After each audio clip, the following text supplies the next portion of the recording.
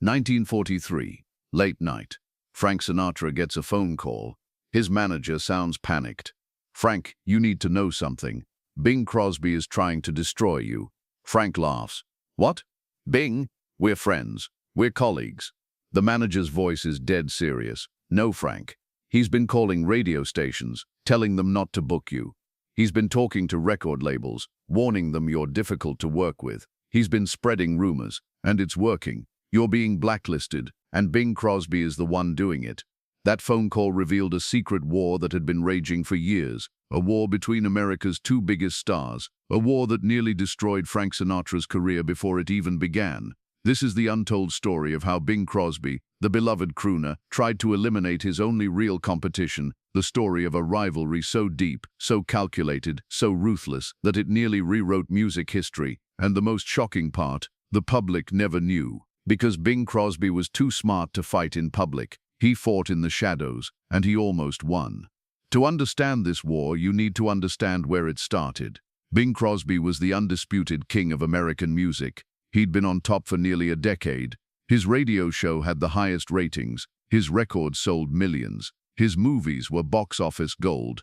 Bing Crosby was America, wholesome, smooth, untouchable, and then in 1940, a skinny kid from Hoboken showed up. Frank Sinatra, age 25, singing with Tommy Dorsey's orchestra. Nobody important, just another singer.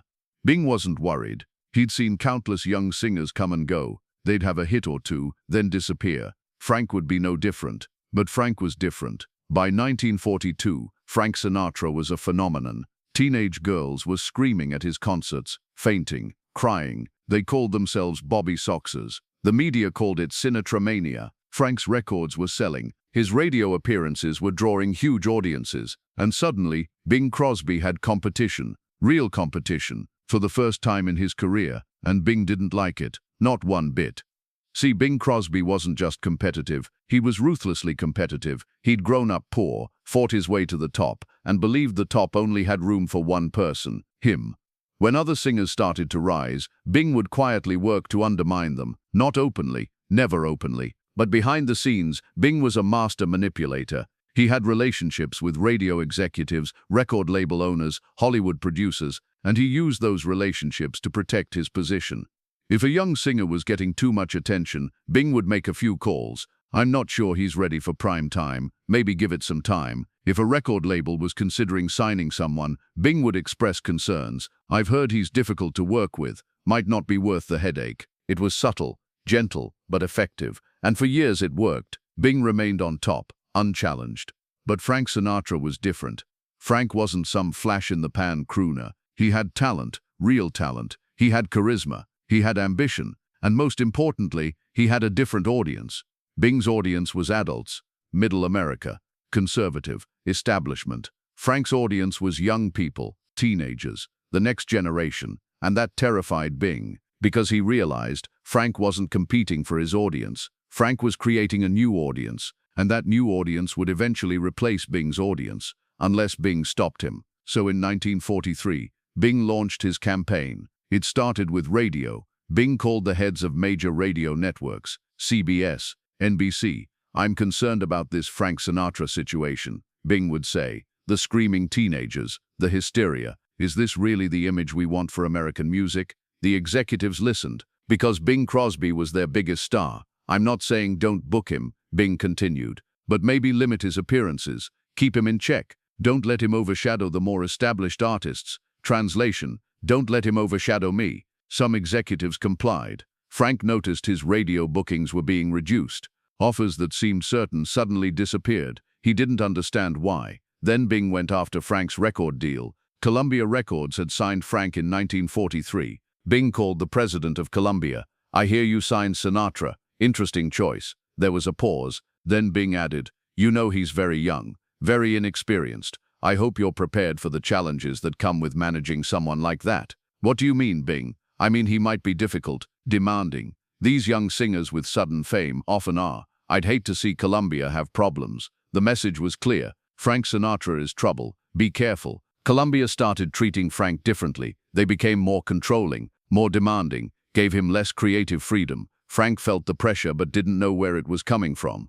Next, Bing targeted Frank's Hollywood opportunities. Frank wanted to break into movies. He'd had a few small roles, but he wanted more. Bing called studio executives at MGM and Paramount. "I heard you're considering Sinatra for some pictures. Can he act? Singing is one thing, but acting is different. I'd hate to see you invest in someone who isn't ready." The studios hesitated. Frank's movie opportunities slowed down. Roles he was promised went to other performers. Frank was frustrated, but he still didn't know why doors were closing. The most damaging thing Bing did was spread rumors about Frank's personality. At industry parties, at golf clubs, at private dinners, Bing would casually mention Frank. "Talented kid, but I've heard he's got a temper, difficult to work with, arrogant." None of this was based on fact. Frank in the early 1940s was actually humble and eager to please, but Bing's reputation carried weight. When Bing Crosby said something, people believed it, and slowly a narrative formed. Frank Sinatra is talented but problematic.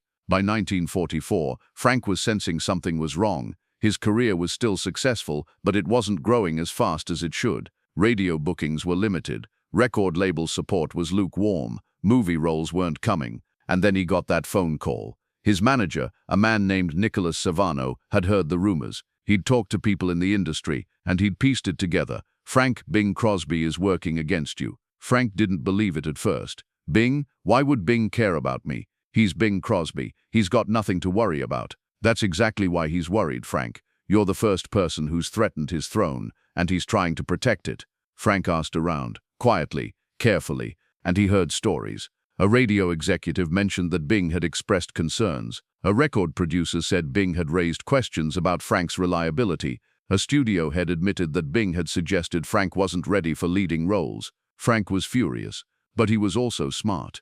He realized he couldn't fight Bing openly. Bing was too powerful, too beloved. If Frank accused Bing publicly, nobody would believe him. Frank would look paranoid, bitter, ungrateful. So Frank decided to fight back differently. He would outwork Bing, outperform Bing, become so undeniable that Bing's sabotage wouldn't matter. Frank pushed harder. More concerts, more radio appearances, better performances. He improved his acting, studied film, took vocal lessons to refine his technique, and it worked. By 1946, Frank was one of the biggest stars in America, right alongside Bing. The public saw them as friendly rivals, two great singers, different styles, both wonderful, but behind the scenes, the war continued. In 1946, Bing tried a new tactic. He started positioning himself as the mature alternative to Frank. In interviews, Bing would subtly criticize the hysteria around young performers. "Music should be about the song, not screaming fans," Bing would say.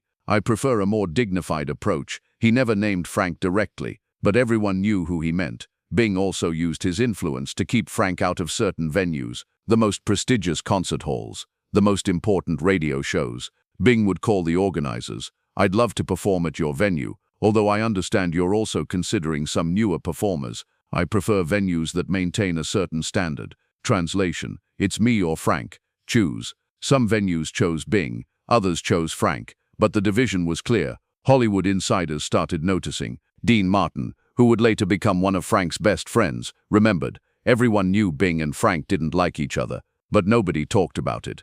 Bing was too powerful. "You didn't cross Bing Crosby." Rosemary Clooney, who worked with both men, said, "Bing never said a bad word about Frank in public. He was too smart for that. But privately, he made it very clear he saw Frank as a threat." 1947, and Bing was getting desperate. He tried to undermine Frank's recording sessions. Bing had friends at Columbia Records. He'd call them. "How are Frank's sessions going? Is he hitting his deadlines? Being cooperative with the arrangers?" These questions planted seeds of doubt, made Columbia executives scrutinize Frank more closely, watch for any sign of difficult behavior. Frank felt the pressure. He started clashing with Columbia executives, not because he was difficult, but because he felt they were treating him unfairly. And those clashes, they confirmed the narrative Bing had been planting. "See, I told you Frank was trouble." Then came the biggest battle, Going My Way. 1944, Bing Crosby starred in Going My Way, playing a charming priest. The movie was a massive hit. Bing won the Academy Award for Best Actor. The film made him even more beloved, America's sweetheart. Now Frank wanted to do something similar, a prestige picture that showed his acting range. He found a property, The Miracle of the Bells, a drama about faith and redemption. Frank was excited, but when the studio announced Frank for the lead, they got a call from Bing Crosby's representatives. Mr. Crosby is concerned about the subject matter. Religious films are very delicate. They require a certain gravitas, a certain maturity. Mr. Crosby hopes the studio has considered whether Mr. Sinatra is the right choice for such important material. The studio hesitated. They asked Frank to do extra screen tests, brought in other actors to audition. Eventually, Frank got the role, but the damage was done. The studio's lack of confidence showed. The film underperformed at the box office, partly because the studio didn't promote it aggressively. And Bing, he told friends, "I tried to warn them. Frank's not ready for that kind of role." But then came 1949, and everything changed. Frank's personal life exploded in scandal. His affair with Ava Gardner became public. His marriage to Nancy fell apart. The press turned on him. His wholesome image was destroyed, and his career began to crumble. Radio bookings disappeared. Record sales dropped. Movie offers stopped. By 1950, Frank Sinatra was in free fall. Columbia Records dropped him. MCA, his agency, dropped him.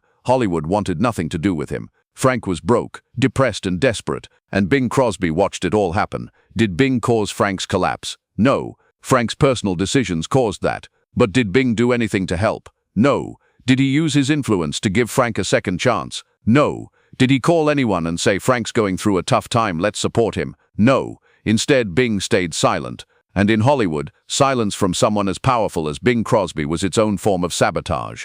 In 1952, Frank was at rock bottom. He needed a new record deal. Capitol Records was interested but offering terrible terms. Frank's lawyer called everyone, begging for help. He even called Bing's manager. Could Bing put in a good word for Frank at Capitol? They both record there. It would mean everything. Bing's manager called back. Bing says he doesn't want to get involved in Frank's business matters. He wishes Frank the best but can't help. That can't help was actually won't help, because Bing absolutely could have helped. One phone call from Bing Crosby to Capitol Records, saying Frank's a good guy, you should treat him fairly, would have changed everything. But Bing didn't make that call. Frank signed with Capitol on humiliating terms, tiny advance, no control. It was the lowest point of his career. But then something remarkable happened. Frank fought back. He got a role in From Here to Eternity by begging, pleading, and accepting scale wage. His performance was brilliant. He won the Oscar for Best Supporting Actor. His Capitol recordings, starting with Songs for Young Lovers and In the Wee Small Hours, were revolutionary.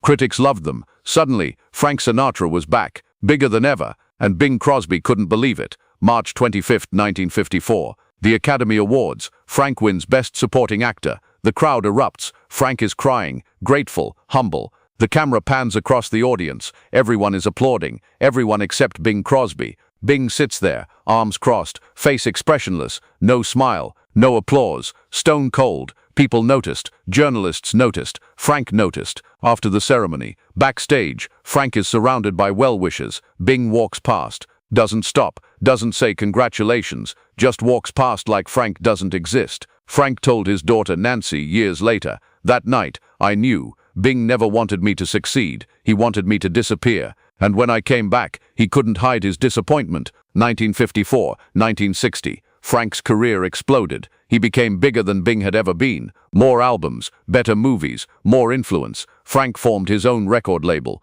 launched the Rat Pack, became a cultural icon. And Bing's career was slowing down. He was still successful, still beloved, but he was no longer the biggest star in music. Frank was. The roles reversed. Now Bing was the older generation. Frank was the new king, and Frank didn't forget what Bing had done. In 1955, Capitol Records wanted to do a duet album, Bing and Frank together. It would have been the biggest album of the decade. Capitol approached Frank. Frank said no. "Why not?" Capitol asked. "It would be huge." Frank's answer was simple: "I don't trust him." Capitol asked Bing. Bing said, "I'd be happy to work with Frank, if he's interested." But Frank never was. In interviews, when asked about Bing, Frank was always diplomatic. "Bing's a great talent, an icon. I learned a lot from listening to his records." But privately, Frank told friends, "Bing tried to destroy me. He almost succeeded. I'll be professional with him in public, but I'll never forget what he did." 1960, Hollywood party. Frank decides to confront Bing. He walks up. "Bing, we need to talk." Bing smiles. "Sure, Frank, what's on your mind? Did you try to blackball me in the 1940s? Did you call radio stations and labels and tell them not to work with me?" Bing's smile doesn't fade. "Frank, I don't know what you're talking about. I've always respected your talent. That's not what I asked." "Frank, you're being paranoid. Maybe you've listened to too many rumors." Frank stares at him. "I know what you did, Bing, and I want you to know, you failed." Bing finally drops the smile. I have no idea what you're referring to, but I'm glad your career worked out. You've done very well for yourself. No thanks to you. Frank, if you have something specific to accuse me of, go ahead, otherwise this conversation is over. Frank realized he had no proof, just stories, rumors, circumstantial evidence. Bing was too smart to leave fingerprints, so Frank nodded. You're right, this conversation is over, and he walked away. That was the last real conversation they ever had. For the next 17 years, until Bing died in 1977, they maintained a cold, professional distance. They'd see each other at industry events, they'd nod, they'd exchange pleasantries, but there was no warmth, no friendship, just icy politeness. When Bing died in 1977, Frank was asked to comment. Frank's statement was carefully worded. Bing Crosby was one of the greatest entertainers of the 20th century. His contributions to music and film are immeasurable. He will be missed. Notice what Frank didn't say. He was a good friend. He was a good man. I'll miss him personally. Just professional respect. Nothing personal. Years later, Frank's daughter Tina wrote a biography of her father. In it, she included this. Dad always believed Bing tried to sabotage his career in the 1940s. He never had absolute proof, but the circumstantial evidence was overwhelming. And Dad never forgot. He forgave a lot of people in his life, but he never forgave Bing. So was Frank right? Did Bing really try to destroy him? The evidence suggests yes. Multiple sources from that era confirmed that Bing made calls to radio stations, record labels and studios expressing concerns about Frank. Bing's friends admitted he saw Frank as a threat. Bing's actions during Frank's lowest point, his refusal to help, his cold reaction to Frank's comeback, all suggest a deep animosity. But here's the complicated part. Bing never saw it as sabotage. In Bing's mind, he was just maintaining standards and protecting his business interests. He probably believed he had legitimate concerns about Frank's inexperience and the hysteria around him. Bing didn't think he was being cruel. He thought he was being strategic. But intention doesn't change impact. Bing's strategy nearly destroyed Frank's career, and Frank knew it. This is the untold story of Hollywood's greatest rivalry. Not Bette Davis and Joan Crawford. Not Dean Martin and Jerry Lewis. Bing Crosby and Frank Sinatra. Two giants, two legends, one secret war. The war was fought in whispers and phone calls, in boardrooms and country clubs, in tiny acts of sabotage disguised as concern. And the public never knew, because both men were too smart to fight openly. Bing protected his image as America's wholesome crooner. Frank protected his image as the scrappy kid from Hoboken. But behind the scenes, they hated each other, and that hate shaped both their careers. Bing's attempt to destroy Frank ultimately failed. Frank not only survived but surpassed Bing. But the effort took its toll. Frank became harder, more suspicious, more ruthless in his own dealings. He learned from Bing. In Hollywood, nice guys finish last. You protect what's yours. You eliminate threats. You fight in the shadows. And maybe that's Bing's real legacy in this story.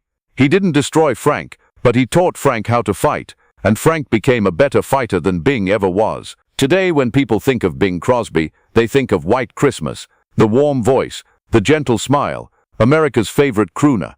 They don't think of the ruthless competitor who tried to end Frank Sinatra's career before it began. But Frank remembered, always, and in the end, Frank won. Not because he was more talented, both men were geniuses. Frank won because he survived what Bing threw at him. And survival, in Hollywood's secret wars, is the ultimate victory.